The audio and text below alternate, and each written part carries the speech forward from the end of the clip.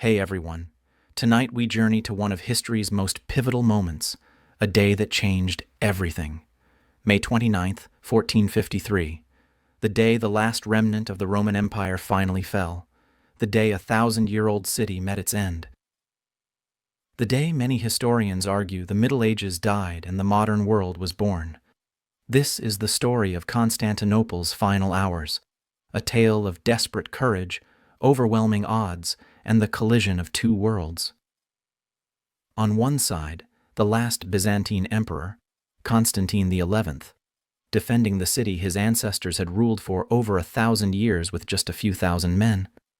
On the other, Mehmed II, the 21-year-old Ottoman Sultan who dreamed of completing what his predecessors had failed to achieve, the conquest of the Queen of Cities. But this isn't just a story about a siege.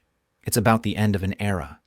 Constantinople wasn't just any city, it was the bridge between Europe and Asia, the guardian of Christian Europe's eastern frontier, the last living link to the glory of ancient Rome.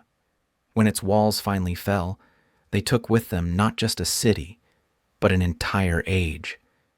So before you get comfortable, take a moment to like the video and subscribe, but only if you genuinely enjoy what I do here. And let me know in the comments where you're tuning in from and what time it is for you. It's always fascinating to see who's joining us from around the world. Now dim the lights, maybe turn on a fan for that soft background hum, and let's ease into tonight's journey together. We're going to witness the final act of one of history's greatest dramas, the fall of the city that had stood unconquered for over 1,000 years, and the birth of a new world from its ashes. To understand why the fall of Constantinople mattered so much, you first have to understand what the city represented. This wasn't just another medieval fortress or trading post. Constantinople was the heir to Rome itself, the last surviving piece of an empire that had once ruled the known world. The city's story began in 330, when the Roman Emperor Constantine I decided to build a new capital for his empire. He chose a site that was almost impossibly perfect, a triangular peninsula jutting into the Bosphorus Strait, where Europe meets Asia, where the Mediterranean world meets the Black Sea. It was a location that commanded the trade routes between three continents and could be defended by both land and sea. Constantine called his new city Nova Roma, New Rome, but the world knew it as Constantinople, the city of Constantine. And from the moment it was founded, it was designed to be something extraordinary. This wasn't just a political capital. It was meant to be the center of a new Christian empire, a holy city that would surpass even Rome itself in glory and magnificence. The city that rose on the shores of the Bosphorus was unlike anything the world had ever seen. Massive walls protected it from land attack. First the Wall of Constantine, then the even more formidable Theodosian walls built in the early 5th century. These weren't just barriers of stone and mortar. They were statements of imperial power, rising 60 feet high and stretching for miles across the peninsula. Within these walls lay a city of wonders. The Hagia Sophia, the great church of holy wisdom, dominated the skyline with its massive dome, an architectural miracle that seemed to float impossibly in the air. The great palace sprawled across acres of the city's heart, its halls and gardens rivaling anything in the ancient world. The Hippodrome could hold 100,000 spectators for chariot races that were as much political theater as sporting events. But Constantinople was more than just impressive architecture. It was the beating heart of the Byzantine Empire, the eastern half of Rome that had survived the collapse of the West. While barbarian kingdoms carved up the former Western Roman Empire, Constantinople remained the center of a state that still called itself Roman, still maintained the traditions and laws of the Caesars, still dreamed of reconquering the lost territories of the West. For over 1,000 years, Constantinople had been the greatest city in the Christian world. Its population at its peak may have reached 500,000 people, enormous by medieval standards. Its merchants traded with India and China. Its scholars preserved the learning of the ancient world. Its artisans created works of art that were coveted from London to Baghdad. The city had survived everything history could throw at it.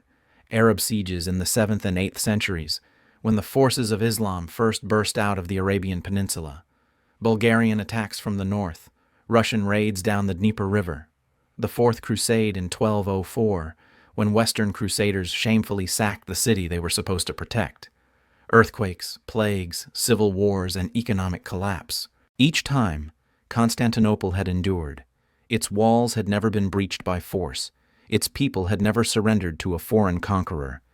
It was the city that could not fall, the eternal guardian of Christian Europe's eastern frontier. But by the 15th century, the great city was a shadow of its former self. The Byzantine Empire that had once stretched from Italy to the Euphrates now consisted of little more than Constantinople itself and a few scattered territories. The population had dwindled to perhaps 50,000 souls. The great palaces stood empty, their roofs caving in, their mosaics crumbling. Weeds grew in the streets where emperors had once paraded in triumph. Yet even in decline, Constantinople remained strategically vital. It controlled the only sea route between Europe and Asia, the narrow strait of the Bosphorus that connected the Black Sea to the Mediterranean. Any power that held Constantinople could strangle the trade routes that connected the Christian kingdoms of Europe with the wealth of the East. And there was one power that desperately wanted that control: the Ottoman Empire. The Ottomans had emerged from the chaos of medieval Anatolia as a small Turkish beylik, one of many successor states to the collapsed Seljuk Sultanate. But under a series of brilliant rulers, they had expanded relentlessly, conquering Byzantine territories piece by piece, surrounding Constantinople like a slowly tightening noose. By 1453, the Ottomans controlled virtually all of the former Byzantine Empire, except for Constantinople itself and a few isolated outposts. The great city sat like an island in an Ottoman sea, cut off from any hope of relief, dependent on whatever supplies could slip through the Ottoman blockade. The Ottoman Sultan, Mehmed II, had inherited the throne in 1451 at the age of just 19, but despite his youth, he was consumed by a single obsession: the conquest of Constantinople. His predecessors had tried and failed. His father, Murad II, had besieged the city twice without success, but Mehmed was convinced that he would be different. He would be the one to complete the conquest that had eluded Ottoman rulers for generations. The young sultan had good reason for confidence. The Ottoman Empire in 1453 was at the height of its power.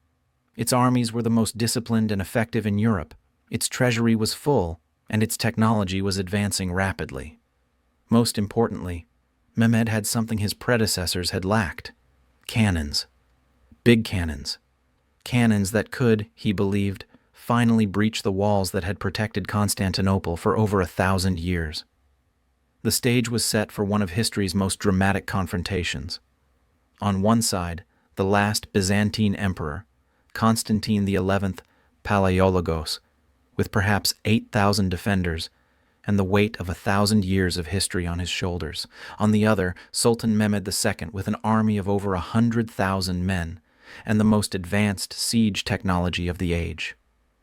The city that had never fallen was about to face its greatest test, and the world was about to change forever. Constantine XI.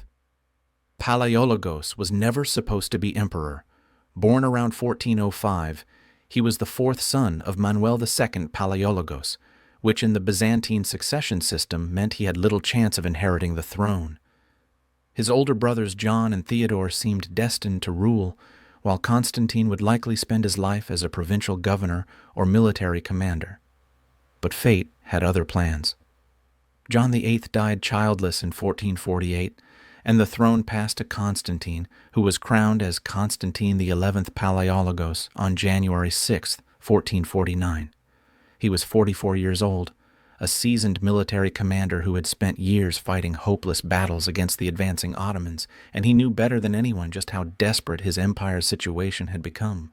The empire Constantine inherited was barely worthy of the name. The once mighty Byzantine state that had ruled from the Danube to the Euphrates now controlled little more than Constantinople itself, a few islands in the Aegean, and the Morea, the Peloponnese Peninsula in southern Greece. The total population of this rump empire was perhaps 200,000 people, fewer than had once lived in Constantinople alone. Worse still, the empire was bankrupt. The great trade routes that had once filled Byzantine coffers with gold now enriched Genoa and Venice instead. The silver mines of Anatolia were in Ottoman hands. The fertile farmlands of Thrace and Asia Minor fed Ottoman armies rather than Byzantine citizens. Constantine's treasury was so empty that he couldn't even afford to maintain the city's walls properly, let alone hire the mercenaries he desperately needed. But Constantine was not a man to despair, even in the face of impossible odds. He had spent his entire adult life fighting against the Ottoman advance, and he had learned to make the most of limited resources. As despot of the Morea, he had proven himself a capable administrator and a brave soldier, leading from the front in battles against Ottoman raiders and earning the respect of his men through shared hardship. The new emperor's first priority was the defense of Constantinople. He knew that Mehmed was planning an attack. Ottoman preparations were impossible to hide, and he threw himself into strengthening the city's defenses with characteristic energy. The great Theodosian walls were repaired where possible, though lack of funds meant that much of the work was makeshift. Artillery positions were prepared, though Constantine had only a handful of cannons to deploy. More challenging was the question of manpower. Constantinople's population had shrunk dramatically over the centuries, and many of those who remained were too old, too young, or too weak to fight. Constantine could count on perhaps 5,000 able-bodied Byzantine defenders, supplemented by perhaps 3,000 foreign volunteers, Genoese, Venetians, Catalans, and others who had chosen to stay and fight. The most important of these foreign volunteers was Giovanni Giustiniani, a Genoese soldier of fortune who arrived in Constantinople in January 1453 with 700 well-armed men. Giustiniani was an expert in siege warfare, and Constantine immediately appointed him as commander of the land defenses. It was a wise choice. The Genoese captain would prove to be one of the most effective defenders during the coming siege. Constantine also reached out desperately for foreign aid. He sent ambassadors to Venice, Genoa, and the other Italian maritime republics, begging for ships and soldiers. He appealed to the Pope, offering to heal the schism between the Eastern and Western churches in exchange for military support. He even sent envoys to distant Hungary and Poland, hoping that Christian solidarity might overcome political differences. The responses were disappointing, but not entirely surprising. Venice and Genoa were more interested in preserving their profitable trade relationships with the Ottomans than in saving Byzantium. The Pope offered prayers and promises, but no soldiers. The Western European powers were too distant and too preoccupied with their own affairs to mount a serious relief expedition. Most painfully, Constantine received no help from his fellow Orthodox Christians. The Russians, who claimed to be the heirs of Byzantine Christianity, were too weak and too distant to intervene. The Serbs and Bulgarians were already Ottoman vassals. The Georgians and other Caucasian Christians were fighting for their own survival against Ottoman expansion. Constantine was essentially on his own, and he knew it. But rather than surrender or flee, he chose to make his stand in the city his ancestors had ruled for over 1,000 years. It was a decision that would cost him his life, but it would also ensure his place in history as one of the great heroic figures of the medieval world. The emperor's personal life during these final years was marked by tragedy and loneliness. He had been married twice, but both wives had died young and childless. He had no direct heirs, which meant that the Palaiologos dynasty, which had ruled Byzantium for 2 centuries, would die with him. This knowledge must have weighed heavily on Constantine's mind as he prepared for what he knew would likely be his final battle. Yet those who knew Constantine in these last months described a man of remarkable composure and dignity. He attended to his religious duties faithfully, spending long hours in prayer at the Hagia Sophia. He inspected the city's defenses daily, encouraging the workers and soldiers with his presence. He held court in the ancient traditions, maintaining the ceremonies and protocols that had governed Byzantine imperial life for centuries. There was something almost ritualistic about Constantine's behavior, as though he understood that he was not just defending a city, but performing the final act of a 1,000-year drama. He was the last Roman emperor, the final heir to Augustus and Constantine the Great, and he seemed determined to play his role with dignity and courage, whatever the cost. As winter turned to spring in 1453, Ottoman preparations became increasingly obvious. Mehmed's army was gathering in Adrianople, just 150 miles from Constantinople. Supply trains were moving toward the city, and Ottoman engineers were surveying the approaches to the Great Walls. The final act was about to begin. Constantine spent these last weeks in feverish preparation. He organized the city's defenses, assigned sectors of the wall to different commanders, and stockpiled what supplies he could. He also made his peace with God and with history, knowing that he was about to face the greatest test any Byzantine emperor had ever confronted. On the night before the siege began, Constantine made a final tour of the city's defenses. He spoke with the soldiers at their posts, offering words of encouragement and sharing their vigil. He visited the Hagia Sophia for what he must have known would be the last time, praying before the altar where his predecessors had been crowned for over 1,000 years. The last Byzantine emperor was ready for his final battle.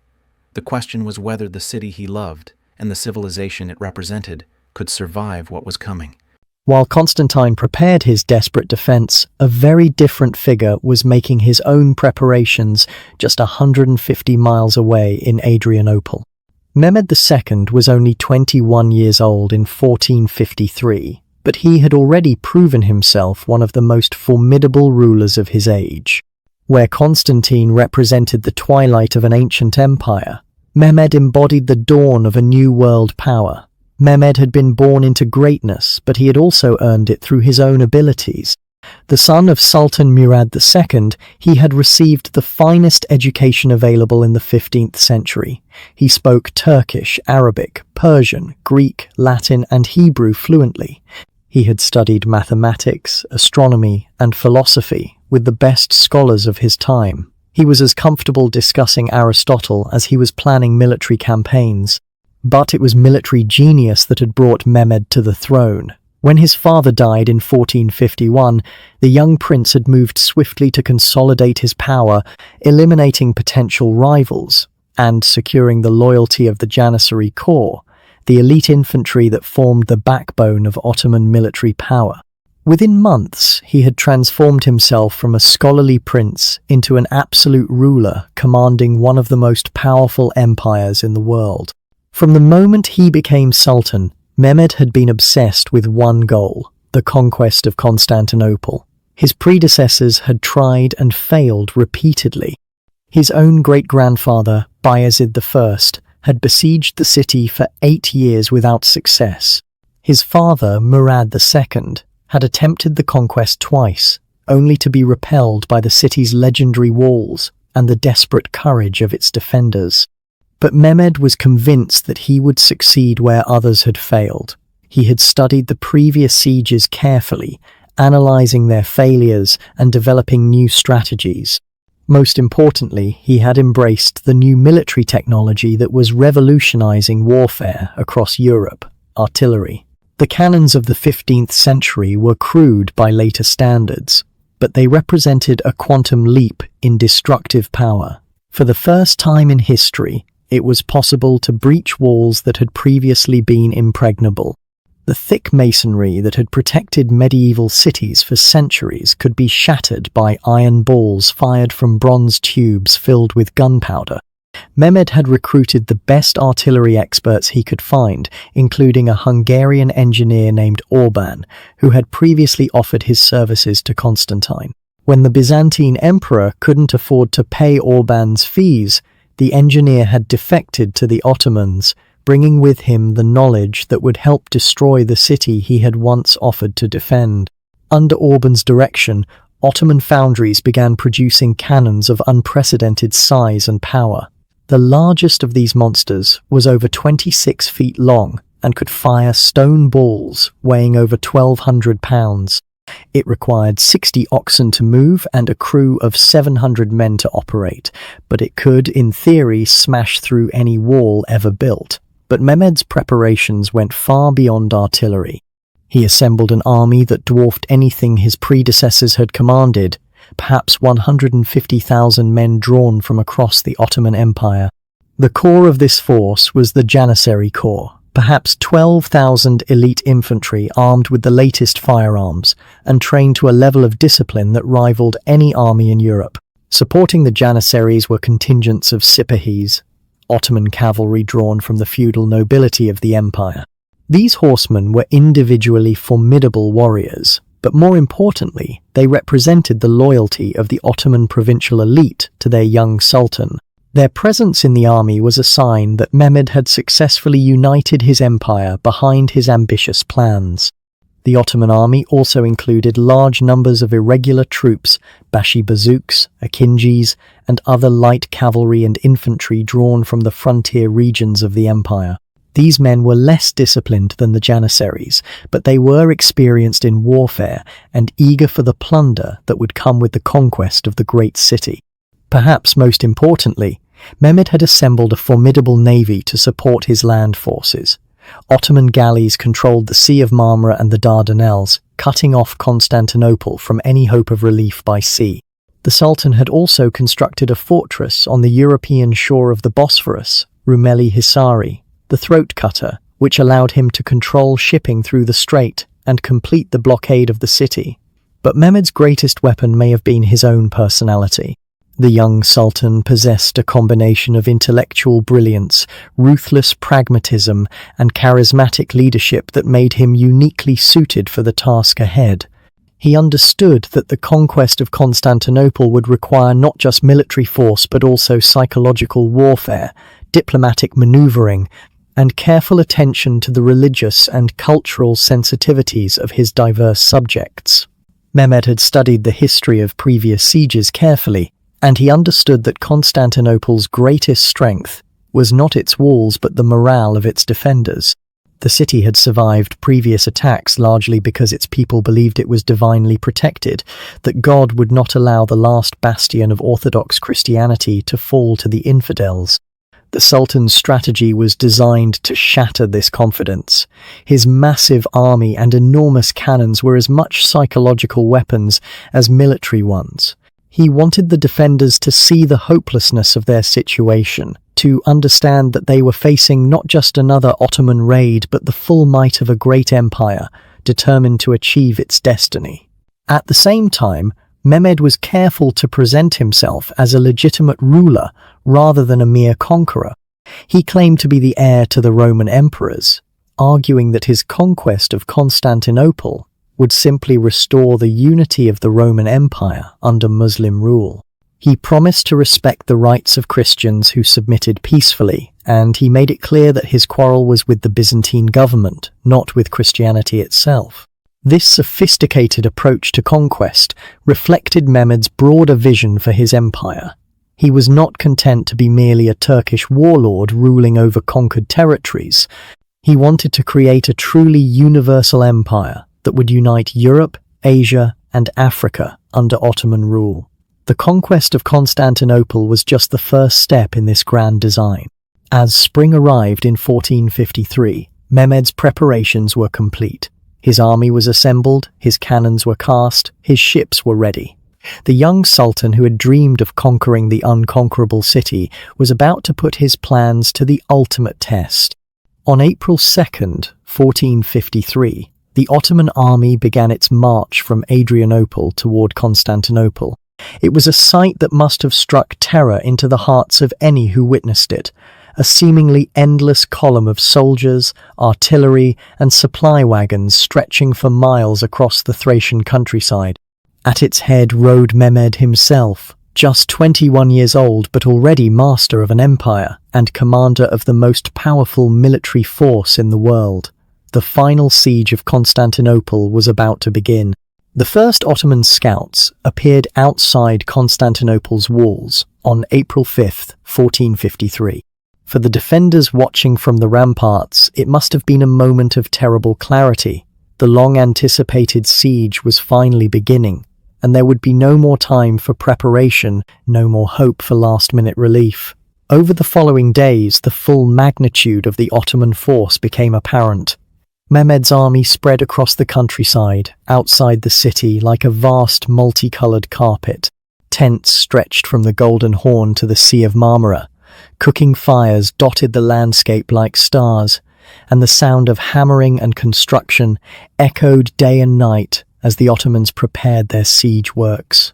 Constantine and his advisors watched this deployment with growing alarm. They had known the Ottoman army would be large, but the reality exceeded their worst fears. Intelligence reports suggested that Mehmed had assembled perhaps 150,000 men, nearly 20 times the number of defenders within the city. Even allowing for exaggeration, the disparity in numbers was overwhelming. But numbers were not the only concern. As the Ottoman army settled into its positions, the defenders could see the massive cannons being dragged into place. These bronze monsters were unlike anything that had ever been deployed against Constantinople's walls. The largest of them required teams of oxen to move and seemed capable of hurling stone balls the size of millstones. The sight of these cannons must have been particularly disturbing to the older defenders, who remembered when the city's walls had seemed absolutely impregnable. The Theodosian walls had protected Constantinople for over 1,000 years, repelling every assault that had been launched against them. But these new weapons represented a fundamental change in the nature of warfare, one that might render even the strongest fortifications obsolete. Mehmed himself arrived outside the city on April 6th, establishing his headquarters in a magnificent pavilion within sight of the walls. The young sultan made no immediate demands for surrender, but his message was clear. He had come to take the city, and he would not leave without it. The Ottoman deployment was a masterpiece of military organization. Mehmed divided his forces into 3 main groups, each assigned to attack a different section of the city's defenses. The Anatolian troops, commanded by Ishak Pasha, were positioned opposite the southern section of the land wall. The European troops, under Karaja Pasha, faced the central section. The Sultan himself commanded the elite forces, the Janissaries and his personal guard, opposite the most vulnerable part of the wall, near the gate of St. Romanus. This deployment reflected Mehmed's careful study of the city's defences. The Theodosian walls were not uniformly strong. They had been built and rebuilt over the centuries, and some sections were more vulnerable than others. The area near the gate of St. Romanus was particularly weak, as it lay in a valley where the walls were lower and where previous earthquakes had caused damage that had never been fully repaired. The Ottoman navy, meanwhile, took up positions in the Bosphorus and the Sea of Marmara, completing the blockade of the city. Admiral Baltioglu commanded over 100 vessels, ranging from large galleys capable of carrying hundreds of men to smaller craft designed for reconnaissance and harassment. The sight of this fleet must have been particularly demoralizing for the defenders, as it made clear that no relief could reach them by sea. Inside the city, Constantine worked frantically to prepare his defences. The emperor divided his small force as effectively as possible, assigning the strongest sections of the wall to his most reliable commanders. Giovanni Giustiniani and his Genoese volunteers were given responsibility for the most threatened section near the gate of St. Romanus. The Venetian bailo, Girolamo Manotto, commanded the defences of the Blackenay quarter. Constantine himself took personal command of the reserves, ready to rush to any point where the walls might be breached. The emperor also made a final attempt to negotiate with Mehmed, sending envoys to the Ottoman camp with an offer to pay tribute in exchange for lifting the siege. It was a desperate gambit, but Constantine felt obligated to explore every possible alternative to the destruction of his city and his people. Mehmed's response was swift and uncompromising. He would accept nothing less than the complete surrender of Constantinople. The city's inhabitants could leave safely with their possessions, he promised, but the city itself must be yielded to Ottoman rule. There would be no negotiation, no compromise, no face-saving formula that might allow the Byzantine Empire to survive. Constantine's reply was equally firm. He would never surrender the city that had been entrusted to his care by God and by history. If Mehmed wanted Constantinople, he would have to take it by force, and the defenders would resist to their last breath. With diplomacy exhausted, both sides prepared for the trial of strength that would determine the fate of the city and, many believed, the future of Christian Europe. The stage was set for one of history's most dramatic sieges, a contest between the old world and the new, between the last remnant of the Roman Empire and the rising power of the Ottoman state. On April 12, 1453, the first Ottoman cannons opened fire on the walls of Constantinople. The sound was unlike anything the city had ever heard, a thunderous roar that shook buildings throughout the city and could be heard for miles in every direction. The age of gunpowder warfare had arrived at the gates of the last Roman city. The stone balls fired by these cannons were massive, some weighing over 1,200 pounds. When they struck the ancient walls, the impact was devastating. Stones that had stood for over 1,000 years were shattered in an instant. Sections of wall that had repelled countless assaults crumbled like sand castles. But the defenders were not passive victims. Constantine had prepared for this moment as well as his limited resources allowed. Byzantine engineers had studied the new artillery technology and had developed countermeasures. Earth and rubble were piled behind the walls to absorb the impact of the cannonballs. Wooden palisades were erected to provide secondary lines of defense. Most importantly, repair crews worked around the clock to patch the breaches as quickly as they appeared. The first phase of the siege had begun, and both sides understood that they were engaged in a race against time. Mehmed needed to breach the walls and take the city before his army's morale collapsed, or before a relief force could arrive from the west. Constantine needed to hold out long enough for help to arrive, or for the Ottomans to abandon their assault. Neither side could know it at the time, but they were fighting for more than just control of a single city. They were determining whether the medieval world would survive, or whether a new age would be born from its ashes. The outcome of the siege would reshape the balance of power in Europe and the Mediterranean, influence the course of the Renaissance and the Reformation, and determine the fate of millions of people for centuries to come. The greatest siege in medieval history was underway, and the world was watching. The bombardment of Constantinople began in earnest on April 12, 1453, and from the very first shots, it was clear that this siege would be unlike any in the city's long history.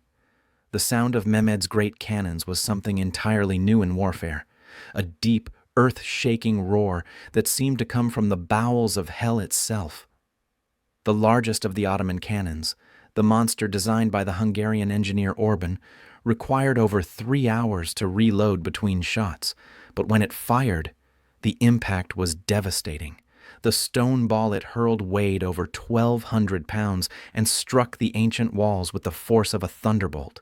Stones that had stood for over 1,000 years were pulverized in an instant, sending clouds of dust and debris high into the air. The psychological impact was almost as important as the physical damage. The defenders had grown up believing that Constantinople's walls were impregnable, blessed by God and protected by the Virgin Mary herself. To see these sacred barriers crumbling under the impact of Ottoman artillery was profoundly demoralizing. Some of the older defenders wept openly as they watched sections of wall that had protected their ancestors collapse into rubble. But Constantine and his commanders were not paralyzed by despair. They had anticipated this moment and had prepared as well as their limited resources allowed. Behind the main wall, Byzantine engineers had constructed secondary defenses, earthworks, wooden palisades, and stone barriers designed to slow any Ottoman assault, even if the outer wall was breached. More importantly, the defenders had organized efficient repair crews that worked around the clock to patch the breaches as quickly as they appeared.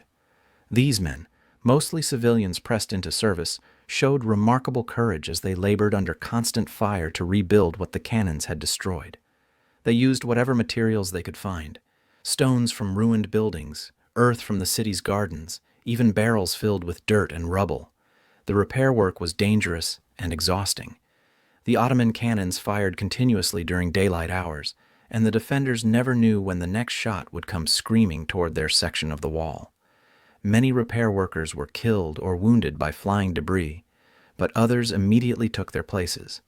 The survival of the city depended on their efforts, and they understood the stakes. Giovanni Giustiniani, the Genoese commander who had become Constantine's most trusted lieutenant, proved particularly effective at organizing the defense. He established a system of rotating crews that allowed the repair work to continue even under the heaviest bombardment. He also positioned his best marksmen along the walls to harass the Ottoman gunners, making their work as difficult and dangerous as possible. The Ottomans, meanwhile, were learning that siege warfare with cannons was more complicated than they had anticipated. The great guns were powerful but also fragile and temperamental.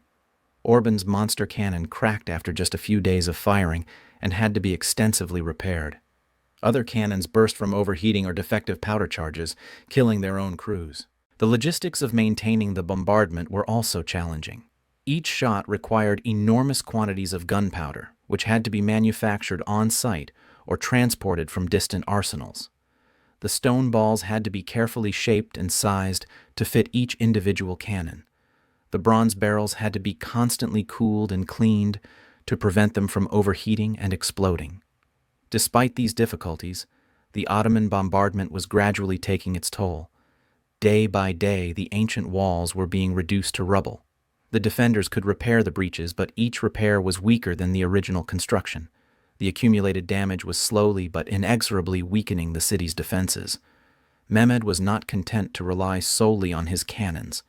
He also ordered the construction of massive siege towers and the digging of mines beneath the walls. The siege towers, built of wood and covered with wet hides to protect them from fire, were designed to allow Ottoman troops to attack the walls at close range. The mines were intended to collapse sections of the wall by removing their foundations. The defenders responded to each of these threats with characteristic ingenuity. When the Ottomans brought up their siege towers, the Byzantines used Greek fire, the legendary incendiary weapon that had protected Constantinople for centuries, to set them ablaze. When Ottoman miners began digging beneath the walls, Byzantine counterminers dug their own tunnels to intercept them, leading to vicious underground battles fought by torchlight in narrow, airless passages. One of the most dramatic incidents of the siege occurred when a Scottish engineer named Johannes Grant, fighting for the Byzantines, successfully located and destroyed an Ottoman mine that had been dug almost to the foundations of the wall. The explosion that followed killed hundreds of Ottoman miners and temporarily halted their underground assault. But perhaps the most significant development during this phase of the siege was the gradual erosion of morale within the city. The constant bombardment, the shortage of food and supplies, and the obvious disparity in numbers between the two armies were taking their toll on the defenders' spirits. Rumors spread through the city that the end was near, that God had abandoned Constantinople to its fate. Constantine worked tirelessly to maintain morale among his people. He made daily tours of the defenses, encouraging the soldiers and workers with his presence. He attended religious services regularly, demonstrating his faith in divine protection. He also made sure that what little food remained in the city was distributed fairly, sharing the hardships of the siege with the humblest of his subjects. The emperor's personal courage during this period was remarkable. He regularly exposed himself to enemy fire while inspecting the defenses, and he was often seen working alongside the common soldiers to repair breaches in the wall. His purple imperial robes became stained with dust and sweat as he labored to save his city, but his dignity and determination never wavered. As April drew to a close, both sides understood that the siege was approaching a critical phase. The Ottoman bombardment had severely weakened the walls, but the city had not yet fallen. Mehmed's army was growing restless, and there were rumors of discontent among some of his commanders who questioned whether the conquest was worth the enormous cost in men and resources. Constantine, meanwhile, was running out of options. His appeals for help from the West had gone largely unanswered. His treasury was empty, his food supplies were dwindling, and his small army was exhausted from weeks of constant fighting. Yet he refused to consider surrender, knowing that the fall of Constantinople would mean not just his own death, but the end of the last remnant of the Roman Empire. The stage was set for the final, decisive phase of the siege. Both sides were preparing for a climactic assault that would determine the fate of the city and the course of history. The thunder of the cannons continued to echo across the Bosphorus, but soon it would be joined by the clash of steel and the cries of men locked in mortal combat. The end was approaching, and everyone knew it. As the siege entered its second month, both sides experienced moments of triumph and despair that seemed to confirm their deepest beliefs about divine favor and destiny. For the defenders of Constantinople, these events would be remembered as signs that God had not entirely abandoned the last Christian empire. For the Ottomans, they were temporary setbacks on the path to inevitable victory. The first of these dramatic incidents occurred on April 20, when a small fleet of Genoese ships attempted to break through the Ottoman naval blockade and bring supplies to the besieged city. The fleet consisted of just 4 vessels, 3 Genoese galleys loaded with grain and weapons, and 1 large Byzantine ship carrying a cargo of desperately needed food. The Ottoman admiral, Baltaoglu, commanded over 100 ships in the Bosphorus and the Golden Horn. When his lookout spotted the approaching Genoese fleet, he immediately ordered his entire force to intercept them. What followed was one of the most dramatic naval battles of the medieval period, fought within sight of both armies and watched by thousands of spectators lining the shores. The Genoese ships, though heavily outnumbered, had several advantages. They were larger and more heavily built than most of the Ottoman vessels, and their crews were experienced Mediterranean sailors who knew how to handle their ships in combat. Most importantly, they had the wind at their backs, which gave them superior maneuverability. The battle raged for hours as the Ottoman galleys swarmed around the Christian ships like wolves attacking a herd of buffalo.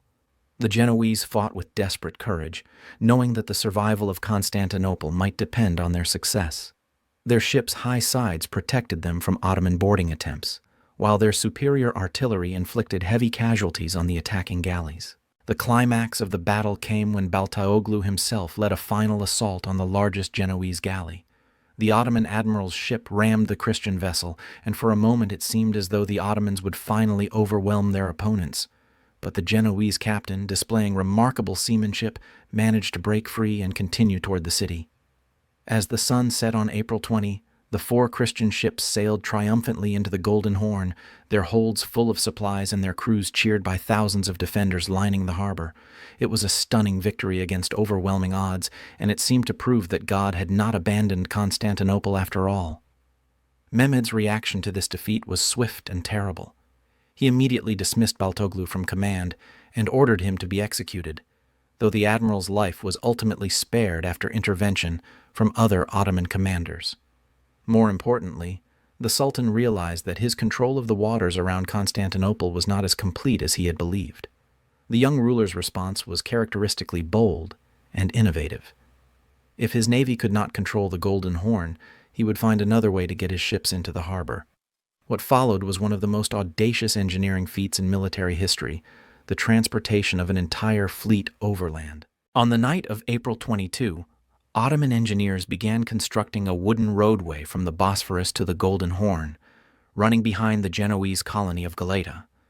The road was over a mile long and had to cross several hills, but Mehmed's engineers worked with remarkable speed and efficiency.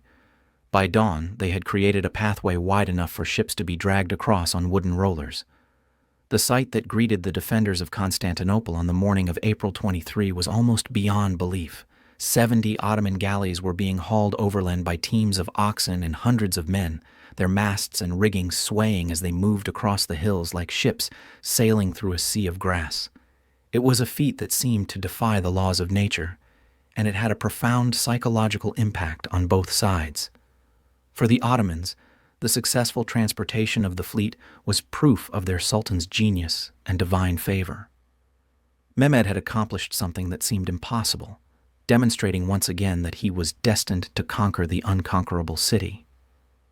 The morale of the Ottoman army, which had been shaken by the naval defeat, was completely restored. For the defenders, the appearance of Ottoman ships in the Golden Horn was a devastating blow. The harbor had been their last secure refuge, the one place where they could receive supplies and reinforcements without interference. Now even that sanctuary was threatened by enemy vessels.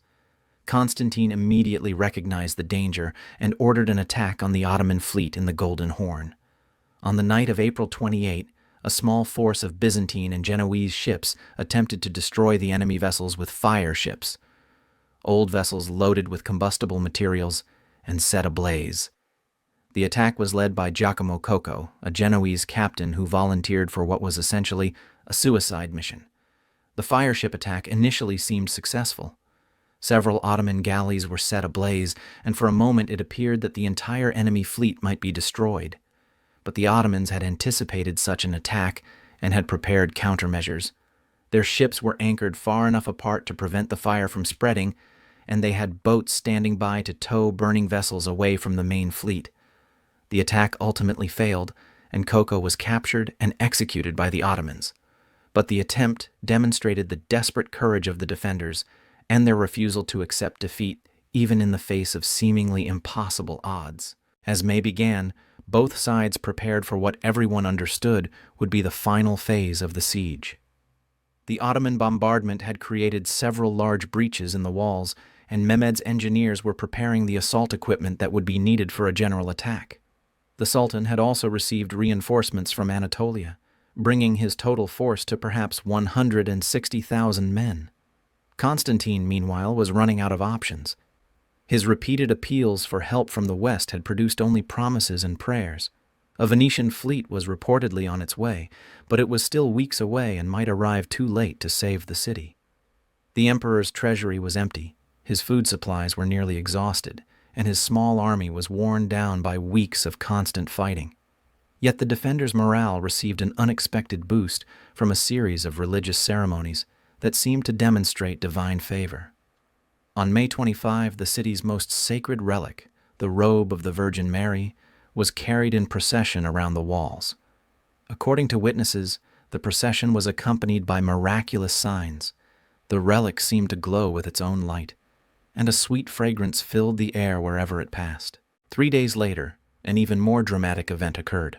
As the defenders were repairing a breach in the wall near the gate of St. Romanus, they discovered what appeared to be a miraculous icon of the Virgin Mary embedded in the rubble.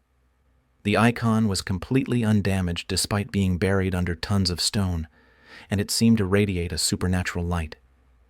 These events had a profound impact on the morale of the defenders. Many interpreted them as signs that the Virgin Mary, the traditional protector of Constantinople, had not abandoned the city in its hour of greatest need. The discovery of the icon in particular was seen as a promise that the walls would hold and that the city would be saved. But even as the defenders took comfort from these apparent miracles, more ominous signs were appearing.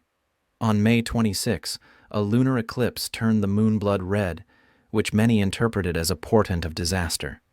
Strange lights were seen in the sky, and there were reports of ghostly figures walking the walls at night. Most disturbing of all was an incident that occurred during the procession of the Virgin's robe. As the sacred relic was being carried around the city, the platform on which it rested suddenly became impossibly heavy, forcing the procession to halt. When the bearers tried to continue, they found that they could not lift the robe at all. Only after lengthy prayers and the intervention of the city's highest clergy could the procession continue.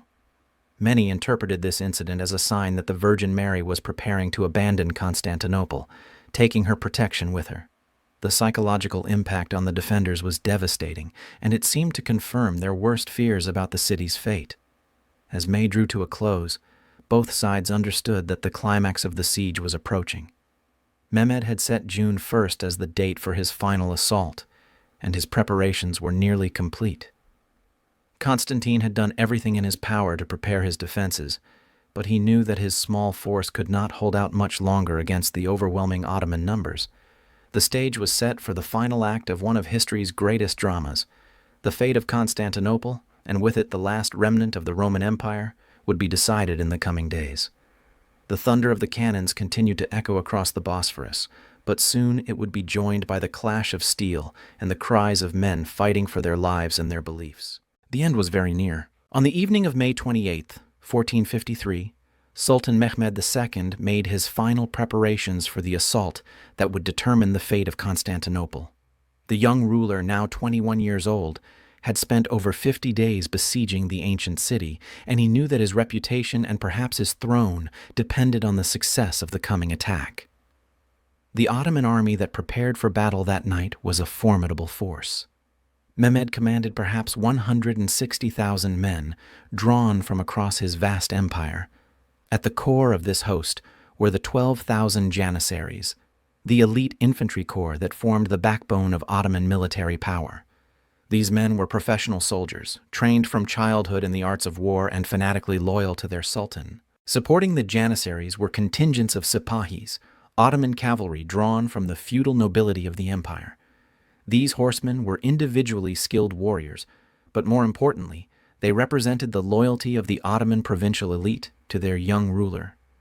Their presence in the army was a sign that Mehmed had successfully united his empire behind his ambitious plans. The Ottoman force also included large numbers of irregular troops, Bashi bazouks, akinjis, and other light infantry and cavalry drawn from the frontier regions of the empire. These men were less disciplined than the Janissaries, but they were experienced in warfare and eager for the plunder that would come with the conquest of the great city. Mehmed's battle plan was sophisticated and reflected his careful study of previous failed assaults on Constantinople. Rather than launching a single massive attack, he planned a series of coordinated assaults designed to exhaust the defenders and prevent them from concentrating their forces at any single point. The first wave would consist of the irregular troops, expendable forces whose primary purpose was to tire the defenders and fill in the ditches in front of the walls with their bodies if necessary. The second wave would be the Anatolian and European regular troops, disciplined soldiers who would exploit any weaknesses created by the initial assault. The final wave would be the Janissaries themselves, the elite troops who would deliver the killing blow once the defenders were exhausted. The Sultan also planned to coordinate his land assault with attacks from the Golden Horn, where his transported fleet would assault the seawall, and from the Bosphorus, where his remaining ships would create diversions to prevent the defenders from concentrating their forces. Inside Constantinople, Constantine XI spent the final night of his empire in prayer and preparation. The last Byzantine emperor knew that the coming day would likely see either the miraculous salvation of his city or his own death in its defense. He had done everything in his power to prepare for this moment, and now he could only trust in God and the courage of his men. The emperor's final speech to his defenders, delivered in the Hagia Sophia on the evening of May 28th, was one of the most moving orations in military history. Constantine reminded his men of the 1,000 years of history that lay behind them, of the sacred trust that had been placed in their hands, and of the glory that would be theirs if they could preserve the last remnant of the Roman Empire. "My brothers," the emperor reportedly said, "we are about to face our final trial. The enemy is numerous and well armed, but we fight for our faith, our families, and our freedom. Remember that you are the heirs of Alexander and Constantine, of Justinian and Basil the Bulgar slayer. The blood of heroes flows in your veins, and the eyes of history are upon you." Constantine also made his peace with his people and his God. He confessed his sins to the Patriarch of Constantinople, received communion in the ancient rite of the Eastern Church, and asked forgiveness from any he might have wronged during his reign. It was the behavior of a man who knew he was about to die, but was determined to meet his fate with dignity and courage. The emperor's final dispositions reflected both his military skill and his desperate situation. He had perhaps 8,000 men to defend walls that stretched for miles around the city. Giovanni Giustiniani and his 700 Genoese volunteers were assigned to defend the most critical section of the land wall near the gate of St. Romanus, where the Ottoman assault would be strongest. The Venetian bailo, Girolamo Minato, commanded the defenses of the Blachernai quarter, where the land wall met the Golden Horn. Other sections of the wall were assigned to various Byzantine nobles and foreign volunteers, each commanding a few hundred men at most. Constantine himself took command of the reserves, perhaps 1,000 men who could be rushed to any point where the walls might be breached. It was a pitifully small force to defend such an extensive perimeter, but the emperor was determined to make the best use of what he had. As dawn broke on May 29, 1453, the final assault on Constantinople began. The Ottoman attack opened with a thunderous bombardment from all of Mehmed's cannons, a sound that could be heard for miles in every direction. The ancient walls, already weakened by weeks of constant pounding, shuddered under the impact of hundreds of stone balls. The first wave of the assault came with the sunrise.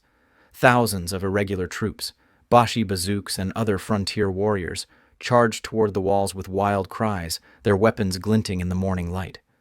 These men were not expected to breach the defenses, but rather to exhaust the defenders and fill in the ditches with their bodies.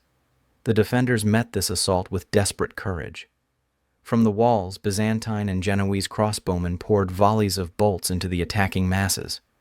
Greek fire, the legendary incendiary weapon that had protected Constantinople for centuries, was hurled down upon the attackers, turning men into living torches. The few cannons that Constantine possessed added their thunder to the din of battle. For 2 hours, the irregular troops hurled themselves against the walls, and for 2 hours they were repelled with heavy losses. The ditches in front of the walls began to fill with bodies, and the survivors finally retreated in disorder.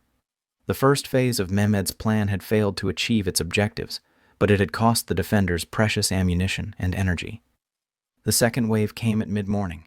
The regular troops of the Ottoman army, disciplined soldiers who advanced in good order despite the carnage that surrounded them.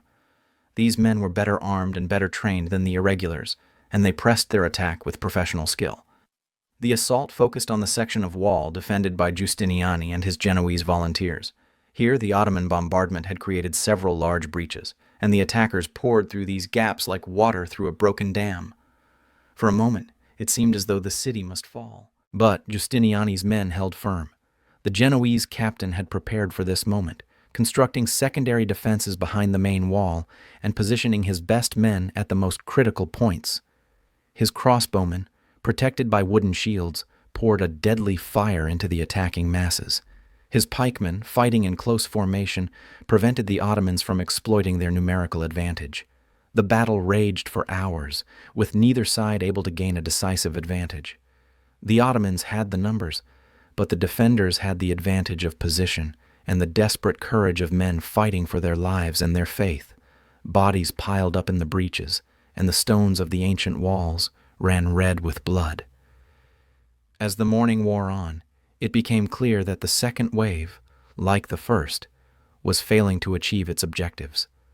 The Ottoman regular troops, despite their courage and discipline, could not break through the determined defense. Mehmed watched from his command post with growing frustration, knowing that his reputation and perhaps his throne depended on the success of this assault. The Sultan's response was to order the third and final wave, the assault of the Janissaries.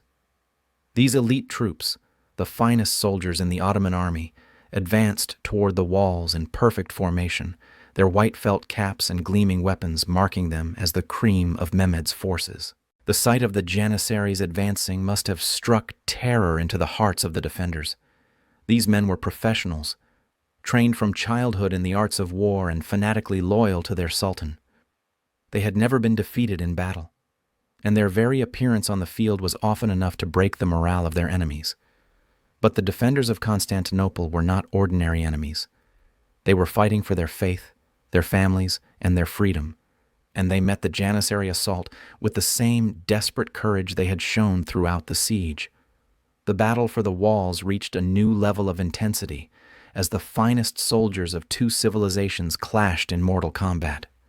The fate of Constantinople, and with it the last remnant of the Roman Empire, hung in the balance. The thunder of cannons, the clash of steel, and the cries of dying men echoed across the Bosphorus as the medieval world fought its final battle. The Janissary assault began at noon on May 29th, and from the first moment it was clear that this attack was different from those that had come before. These were not wild irregulars or provincial troops, but the elite of the Ottoman army, 12,000 professional soldiers who had never known defeat. The Janissaries advanced in perfect formation, their white felt caps and blue uniforms creating an almost hypnotic pattern as they moved toward the walls. They carried the latest firearms, arquebuses, and hand cannons that could punch through armor at close range. Their discipline was absolute, their courage unquestioned, and their loyalty to Sultan Mehmed beyond doubt. Giovanni Giustiniani, watching from his position on the wall, must have felt his heart sink as he saw this formidable force approaching. His Genoese volunteers had already been fighting for hours, and they were exhausted from repelling two previous assaults. Their ammunition was running low, their weapons were dulled from constant use, and many of his best men were already dead or wounded. But the Genoese captain was not a man to despair, even in the face of impossible odds. He had spent his entire career fighting against superior numbers, and he knew that courage and skill could sometimes overcome even the greatest disadvantages. He moved among his men, offering words of encouragement and checking their positions one final time. The Janissary assault struck the walls like a thunderbolt. Unlike the previous attacks, which had been chaotic and uncoordinated, this assault was a masterpiece of military precision. The elite Ottoman troops advanced under cover of their own artillery, using portable shields to protect themselves from defensive fire. When they reached the walls, they deployed scaling ladders with practiced efficiency, while their comrades provided covering fire. The defenders met this assault with everything they had left. Byzantine crossbowmen, their fingers bleeding from hours of shooting, continued to pour bolts into the attacking masses. The few remaining supplies of Greek fire were hurled down upon the Janissaries, creating pools of flame that turned the breaches into scenes from hell itself. Constantine himself appeared at the most threatened section of the wall, his purple imperial robes making him a target for every Ottoman marksman. The last Byzantine emperor fought like a common soldier, wielding a sword with skill born of years of campaigning against the Ottomans. His presence inspired the defenders to even greater efforts, and for a moment it seemed as though the assault might be repelled. But the Janissaries were not to be denied. Their superior numbers and equipment began to tell, and gradually they gained footholds on the wall itself. Ottoman flags appeared on the ramparts for the first time in the siege, and the sound of Turkish war cries echoed from the ancient stones. The crisis came when Giovanni Giustiniani was struck by an Ottoman bullet that penetrated his breastplate and lodged in his chest. The Genoese captain, who had been the soul of the defense, collapsed in agony and had to be carried from the walls. His men, seeing their beloved commander fall, began to waver for the first time in the siege. Constantine rushed to the breach where Giustiniani had fallen, trying desperately to rally the defenders. But the damage was done. The Genoese volunteers, demoralized by the loss of their leader, began to fall back from their positions.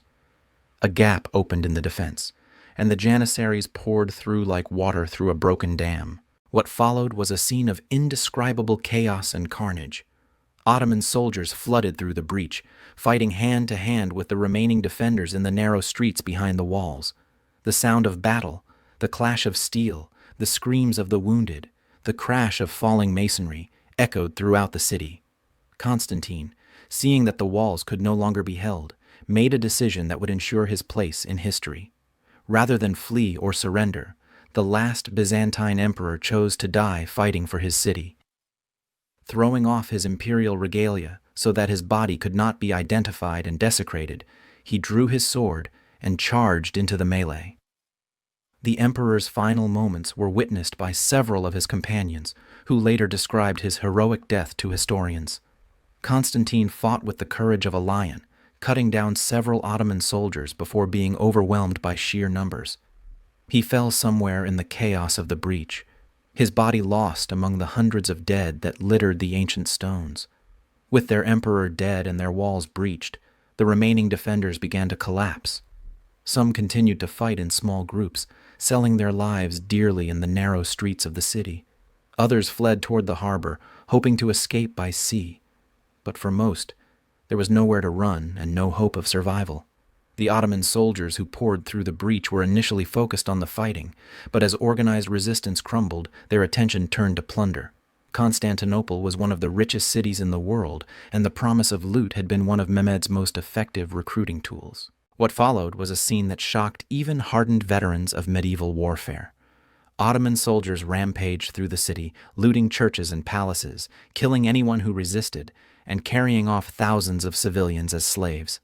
The great libraries of Constantinople, which had preserved the learning of the ancient world for over 1,000 years, were ransacked and their precious manuscripts scattered or destroyed. The Hagia Sophia, the greatest church in the Eastern Orthodox world, was quickly converted into a mosque. Ottoman soldiers tore down the Christian symbols and covered the magnificent mosaics with plaster.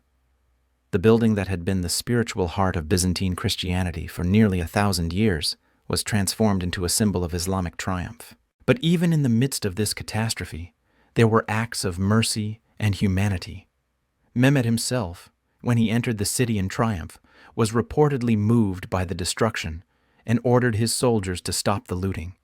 He also granted safe passage to many of the surviving civilians and promised to respect the rights of those who submitted peacefully to Ottoman rule.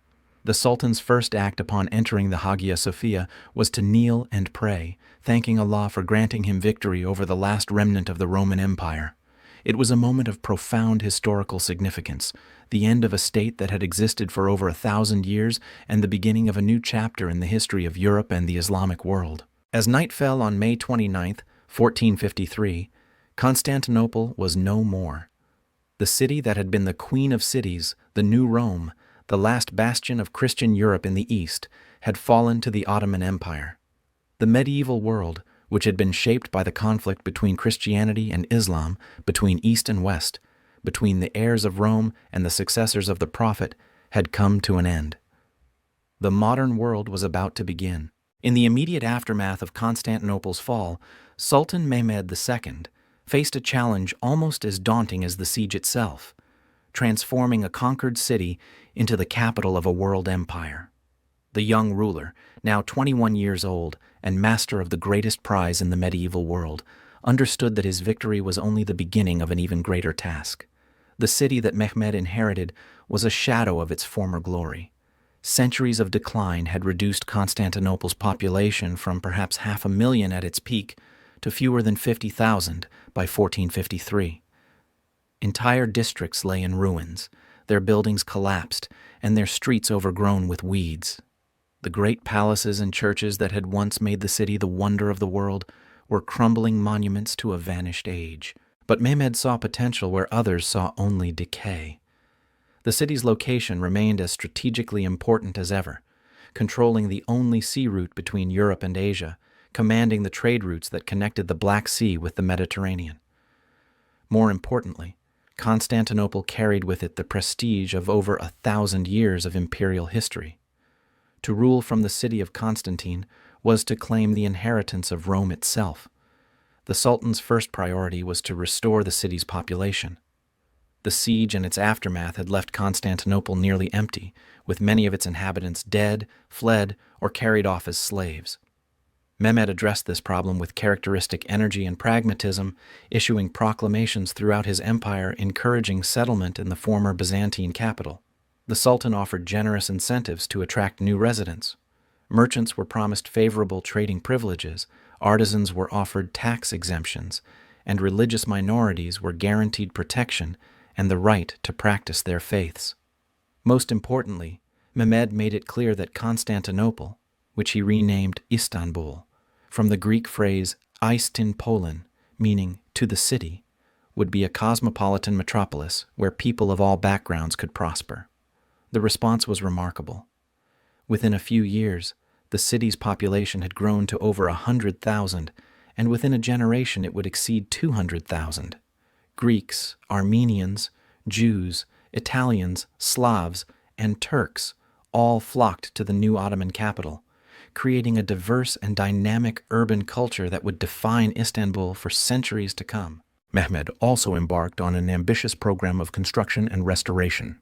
The Hagia Sophia, converted into a mosque immediately after the conquest, was carefully maintained and enhanced with Islamic architectural elements. New mosques, schools, hospitals, and public baths were built throughout the city. The old Byzantine palace was restored and expanded, becoming the magnificent Topkapi Palace that would serve as the center of Ottoman government for over 4 centuries.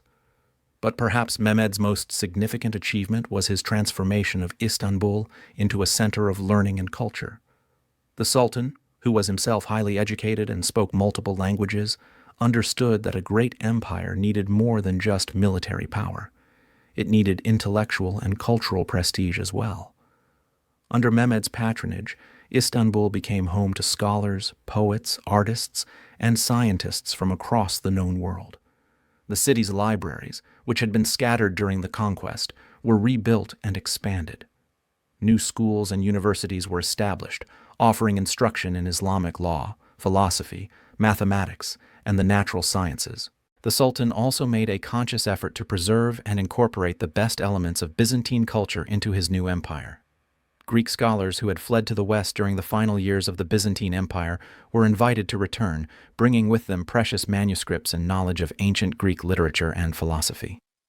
This cultural synthesis would have profound implications for the development of Ottoman civilization.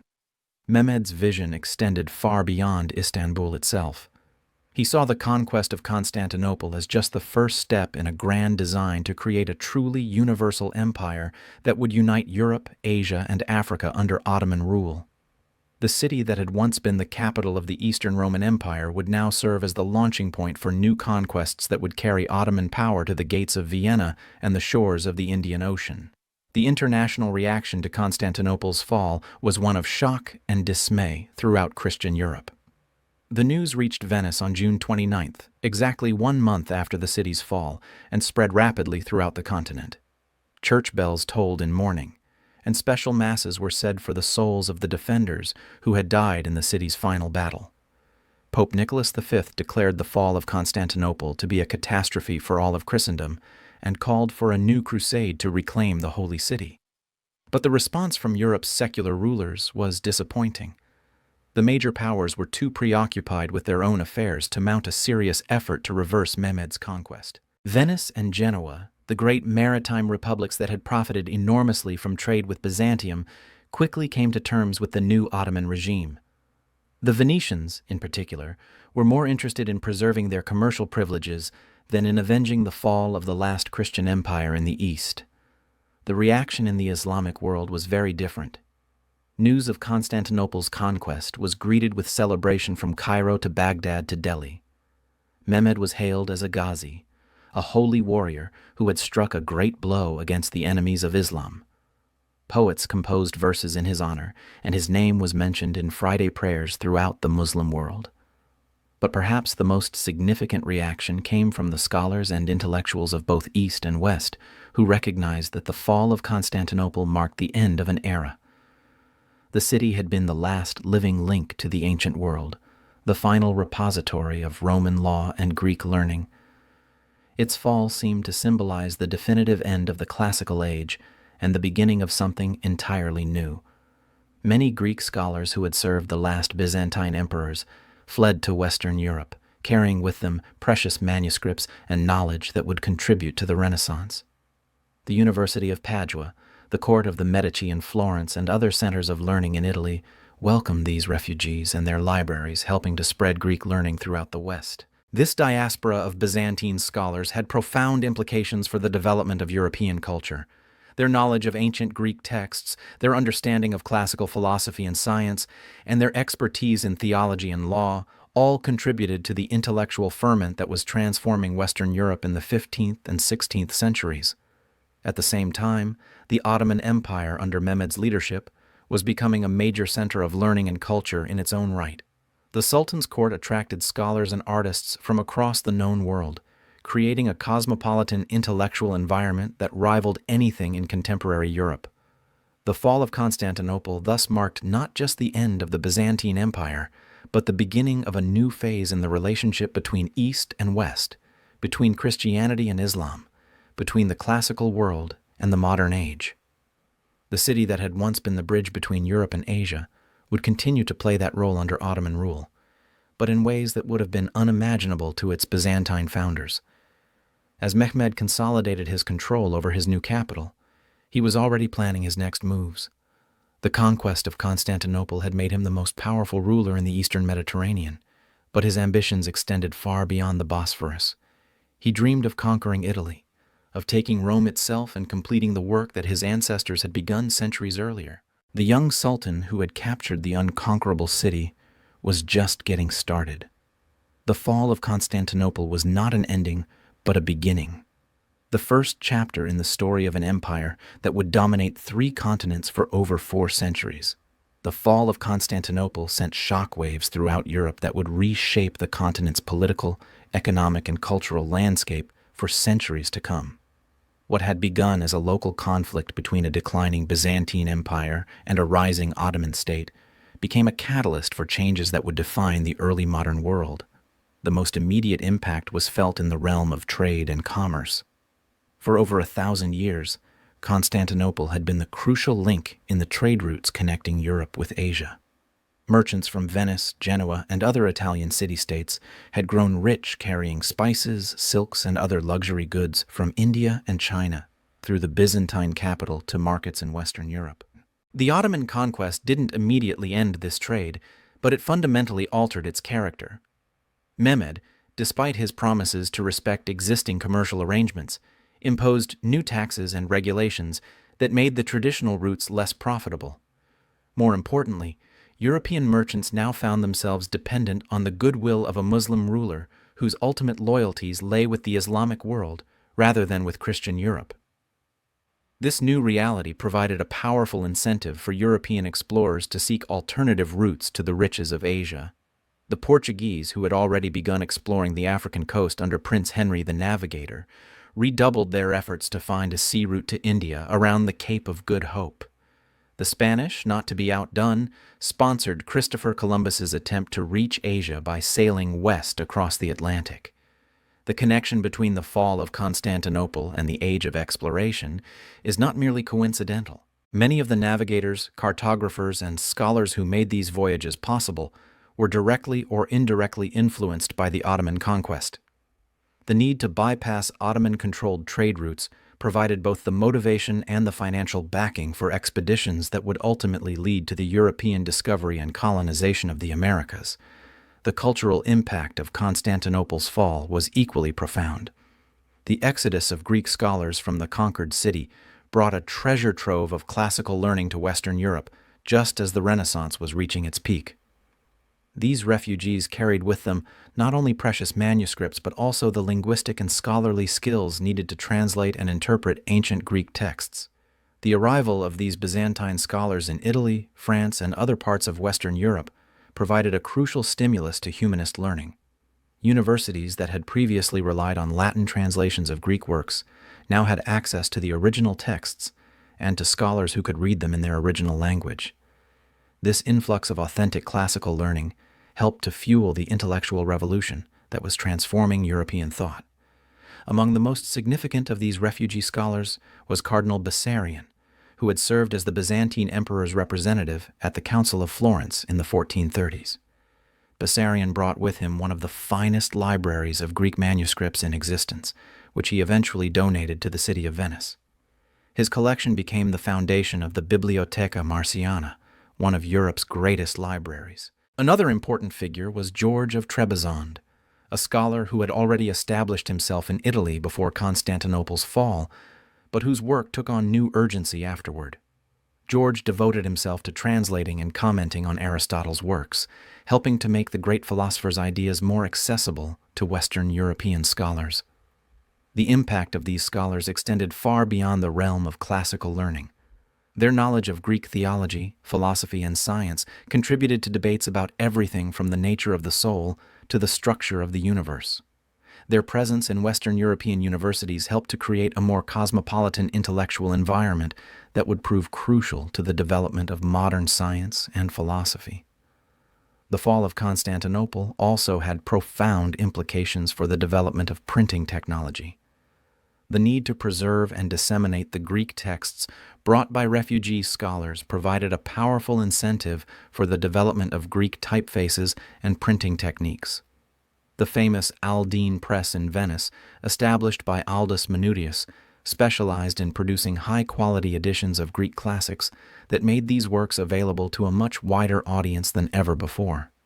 The political ramifications of the Ottoman conquest were equally far-reaching. The fall of the last remnant of the Roman Empire sent a clear message to European rulers that the balance of power in the Eastern Mediterranean had shifted decisively in favor of the Ottomans. This realization prompted a series of diplomatic and military responses that would shape European politics for generations. The Holy Roman Emperor Frederick III, whose domains bordered Ottoman territory, immediately began strengthening his defenses and seeking allies for what seemed like an inevitable conflict with Mehmed's expanding empire. The Hungarian king Matthias Corvinus, whose kingdom stood directly in the path of Ottoman expansion, launched a series of preemptive strikes against Ottoman positions in the Balkans. Perhaps most significantly, the fall of Constantinople provided the impetus for the creation of new military technologies and tactics designed to counter the Ottoman threat. European armies began adopting firearms and artillery on a much larger scale, recognizing that traditional medieval warfare was inadequate against the disciplined Ottoman forces that had conquered the Queen of Cities. The psychological impact of Constantinople's fall cannot be overstated.